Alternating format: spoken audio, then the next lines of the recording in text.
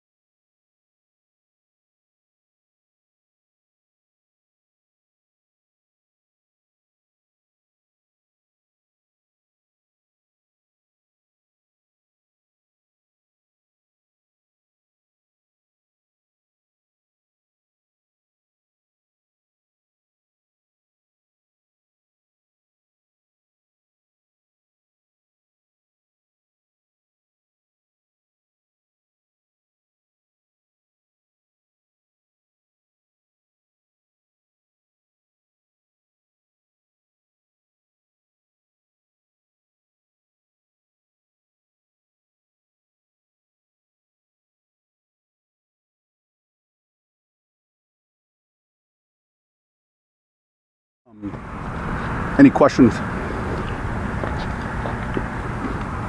Feels like a Saturday, but have you had your sit down yet with the NBC announcers? they were at practice, and then the production meeting. The scheduling is different because of the short week, so it'll be like a Zoom. But is it different than with Drew? There? Yeah. I said to him, for all these years, he had a routine on Saturday. He'd get dry needling. He'd do a lot of different things for his body. So oftentimes the production crew would be waiting, and his routine was going to stay the same. So when I saw him, I said, hey, Trevor's got a long routine. Might be a while. He was on the other side of it. But I think they, with the short week, I think they did it like either phone or Zoom. But yeah, it's different. It's good seeing him. How's the short week been for you? How compressed was it for your game planning? Look, we've done it. The schedule we've done quite a bit, and so the itineraries we kind of have an idea. The stress is always in a lot in a couple days, and then the evenings relative for the coaches are late just because you're getting a lot in. You're having to double up the first night and then the second night. So, but overall, I think it's going well. Did you keep the guys off the feet, the players off their feet, or how would? Yeah, look, the big difference is most everything is walk through. I don't think we were in a helmet in the last 2 days. So everything is mental, and you're doing a lot of walk through as opposed to like what you're used to. Does it make it harder, Sean, with press time, and you have so many injuries, knowing how to put together a game? Well, look, that never makes it easier. Yeah, because look, experienced players understand what the look's going to be like, and the younger players obviously, need the looks and need the experience. But that is what it is, and you're just going through as many different looks in your walkthroughs. Does the long flight back from Philly change that too, as opposed to playing in Atlanta or having a home game before a short week? I don't know. I feel like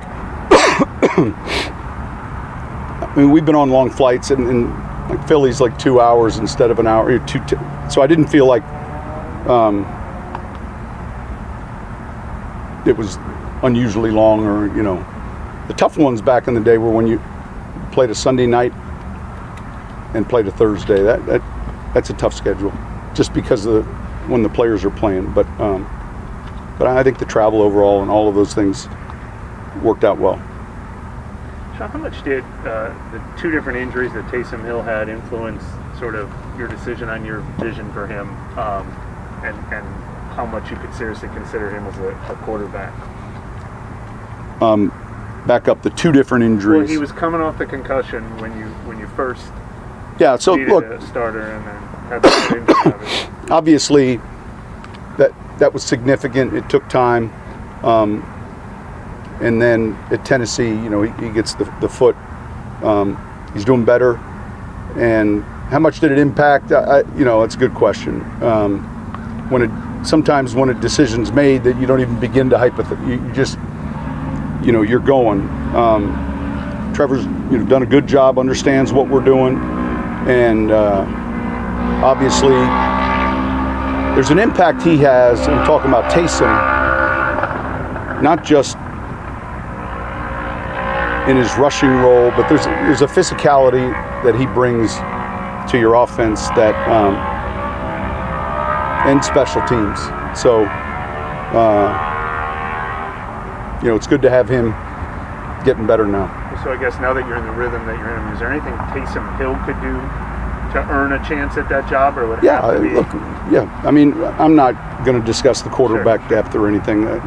We're trying to win a game right now, and everyone's trying to do their part, and we kind of go from there.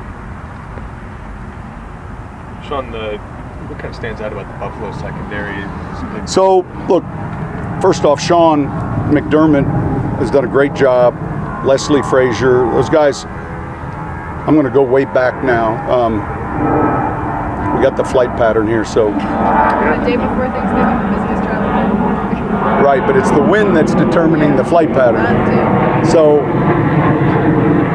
we were all cutting our teeth as young coaches. They were in Philly. I was at the Giants, and the late Jim Johnson was the defensive coordinator, one of our league's best, really.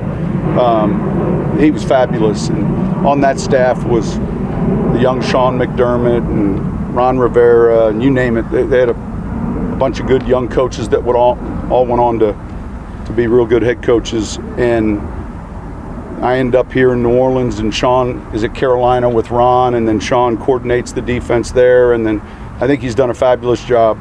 You know, they do enough things in the secondary, and they're talented.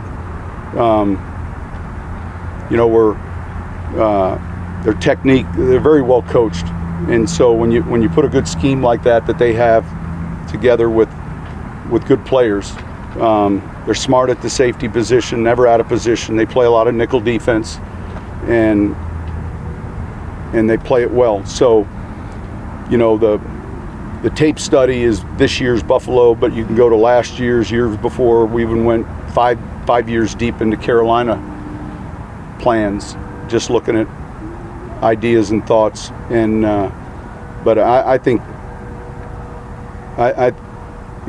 he's something. I think a lot of him, and what they've been able to put together there, and they build a really good team.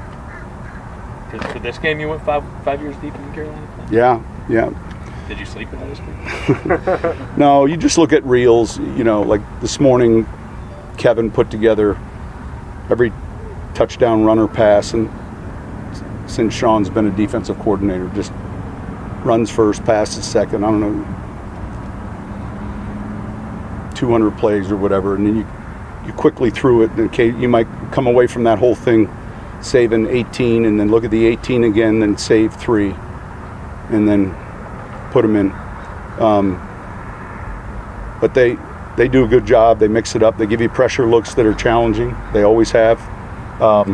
And so you have to have answers for that. Sean, I'm trying to remember, did you ever make a push to try to get him as a coordinator here when he was under Jim, or they had the ability to block? Or he was already under contract. I don't recall ever having that opportunity. I think I'm trying to look back. Jim was alive in 06, and I can't recall the year he passed, and I can't recall when Ron went to Carolina if Sean went with him that first year, or did it come? But no, he's very well respected and a good guy.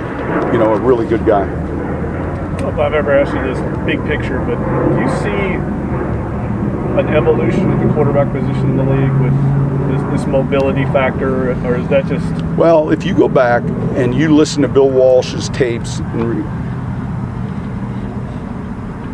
he had a value in movement skills for quarterbacks back then, like, you know, whether it was Montana to some degree or Young.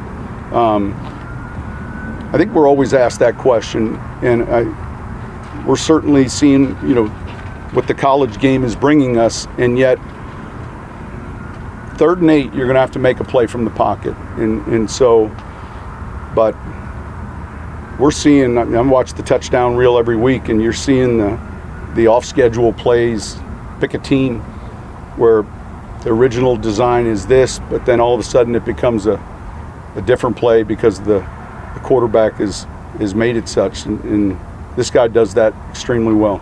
Yeah, and it seemed like last week you all were so concerned with Hurts not. Yeah, and it was different. Pocket. Yeah, it was different, exactly, and there was so much zone read option that, you know, that takes on a whole new element, and it, but the off-schedule plays down the field are, you know, something he does well. Josh, what did you remember about him coming out? I remember him well. Look, you knew you had big arm talent, you know, and we liked him.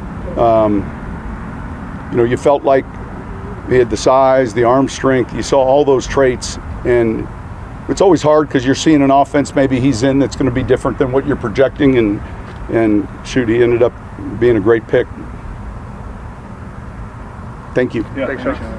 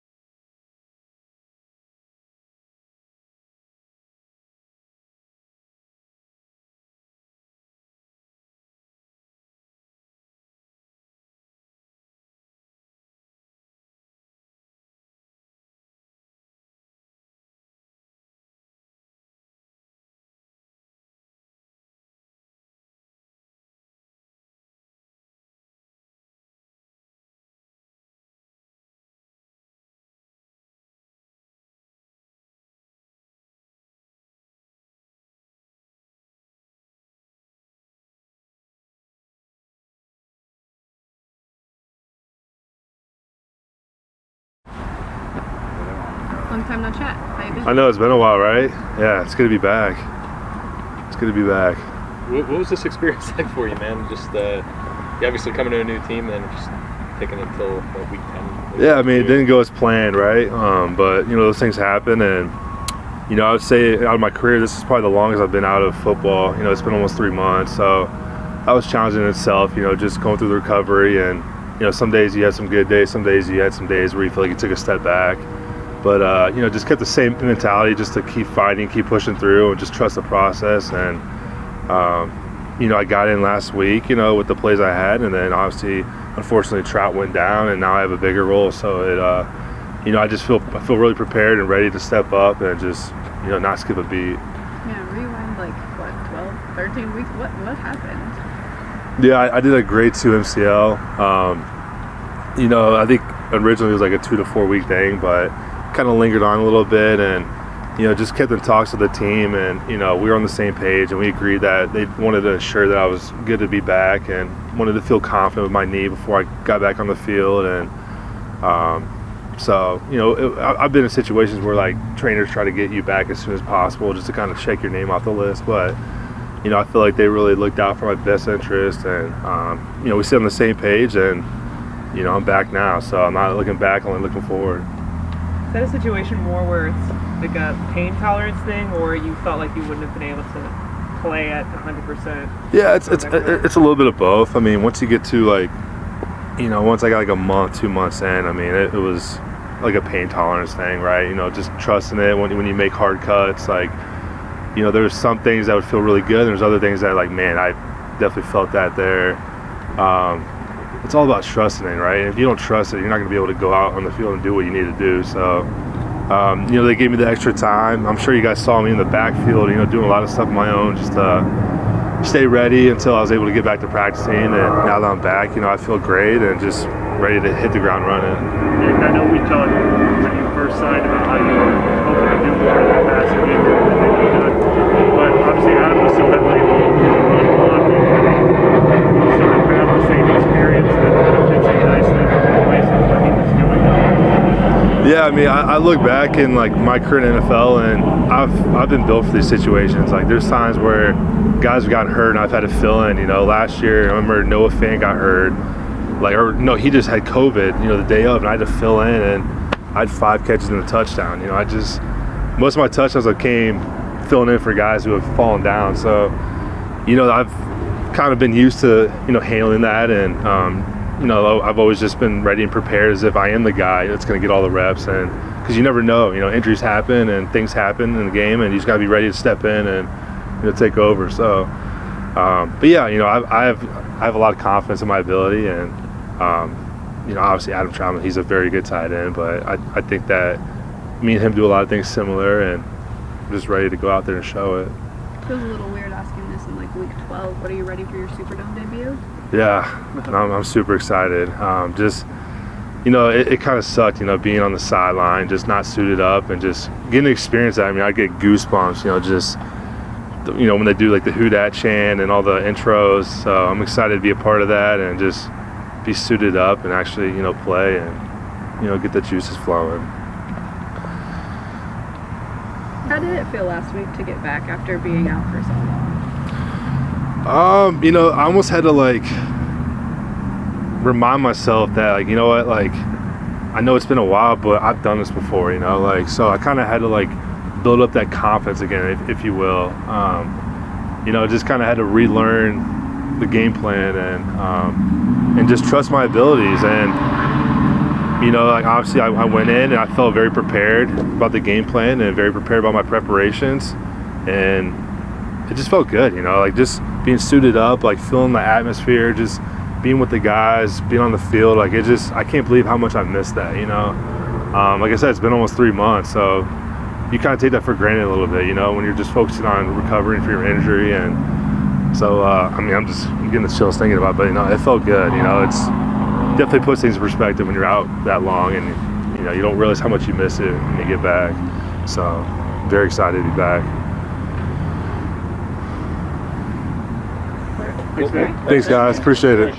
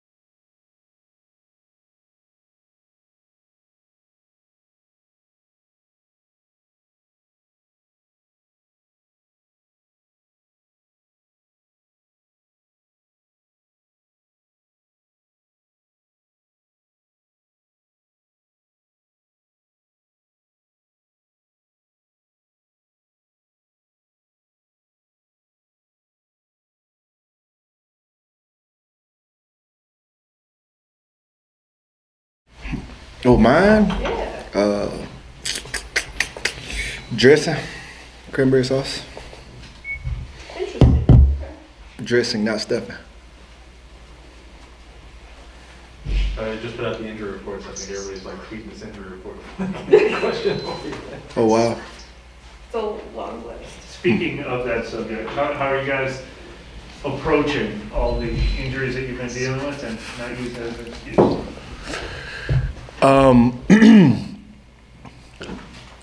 I think the unique thing about this team that mimics the city is the resiliency in the face of adversity, right? Nobody could have foresaw the type of adversity that we faced this season, but that's not in our DNA to look for pity or look for sympathy in that. First of all, nobody cares. Most people don't care, and the rest of them are glad you got them, those problems. But that's not our MO. Our MO is to see it as a challenge and see it as an opportunity, and to put our best foot forward and go in light of that. And that's how this team has always responded to adversity, and I think it mimics the city, and it's one thing that I appreciate probably the most about the culture of this place is that response to adversity, because nobody really wants adversity. Everybody wants success, but in this game, I think I appreciate adversity more because it helps you relate to more people, because there's a lot more people going through adversity than people going through success. And I think when you go through that, it's all about how you handle it. That's what shows what kind of person you are. It's not if you succeed or if you fail or get knocked down. It's how you respond to when you succeed and how you respond to when you go through hardships. And I think that's an opportunity to be a light to so many people in the way that you respond to it. And that's the season where you are. That's what's going on. And understand that the storm doesn't last always. And so you just keep going forward. And it's an opportunity for great things to happen. And so I think that's how I look at it and how I process it. The energy in our locker room is good, and we see this challenge coming in tomorrow, and looking forward to that and making the most of it. Did you get a chance to catch up with Drew today before practice? Yeah. It's interesting to see Drew in a different space now, and we don't just talk, here at the facility. We talk off the field a lot. We've grown quite close off the field, and so it's amazing kind of seeing him come back and understanding he's going to be celebrated tomorrow at the game, and the way he's transitioning, and that's what we were catching up on a lot about. What is it like, being on TV now full time? What's the dynamics of that? What the preparation of that looks like, and me just kind of hearing that world from him. It's amazing to see how he's transitioned, and it's amazing that he's coming back and being celebrated for all he's done for this team and this city, which is it's amazing, and incredible journey. So super happy, always happy when I get a chance to see him. But we're just catching up. Just knowing the effort he always put into preparing for games, he's probably pretty ready for this as a broadcaster too, I imagine. Oh yeah, for sure. I mean, that's what he compared it to. A lot of the broadcasts is the same, like preparing for a game. And he could explain it a lot better than I can. But knowing what he put into the game, I'm sure he's putting that same amount or more into that space. And so he'll be successful in whatever he does. He said he would have no trouble being an objective professional. Do you buy that? Say that again? He said he'd have no trouble being an objective professional. He said he didn't have trouble doing that with Purdue, but I mean, he probably has a lot of deep personal connections with coaches and players who are still playing on this team. Yeah, for sure. And I wouldn't know what that's like, being in that space and what, but I'm sure he knows how to do his job and get his job done. And he probably doesn't take it personal when he has to say certain things, and hopes that other people don't take it personal. He just has a job to do. I know you'll always put a big emphasis on takeaways, but when they're not coming as frequently as you would like these last few weeks, is there anything you can change, any more you can do, or you just keep plugging away? You keep plugging away, and certainly in this game you can always get better. And so I think that's the thing that creates those takeaways is playing fast and playing physical and being efficient and in the right spot at the right time. So it's be more efficient, be faster, be more physical, and they'll come. And so we've certainly been a defense that has been able to create a lot of takeaways in the past, and so I don't plan on that changing anytime soon. Mario, even with you guys not practicing the way you normally do, doing a lot of walkthrough stuff this week, how hard is it to turn around and play 4 days after playing Philly, just physically in the body? It's a grind, but it's a part of the job, and I think the better you can handle that process and how fast you can turn around from a Sunday to a Thursday, a lot of that is in your process. Certainly you got to be more efficient in how you study film because you don't have as much time to prepare for the opponent, so you have to try to be efficient there. You don't have as much time to recover the body, so you have to be efficient there. Sleep and hydration is extremely important, and the better you can take, recover your body, the faster that you can play, the better you can, your body will be ready to hold up for the game, and the more efficient you can be on the film, it just gives you a little bit of an edge. Demario, I know it's a different type of offense that you faced last week, especially with what Jalen Hurts does. But are there some similar things that Josh Allen can do just in terms of extending plays and being a threat running as well? He's playing at an extremely high level, a very talented individual.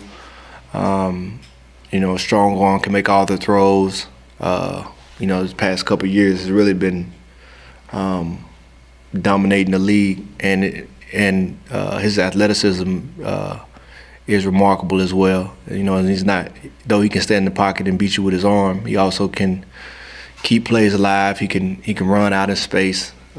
He's not a quarterback that's looking to go down and slide. A very dynamic quarterback.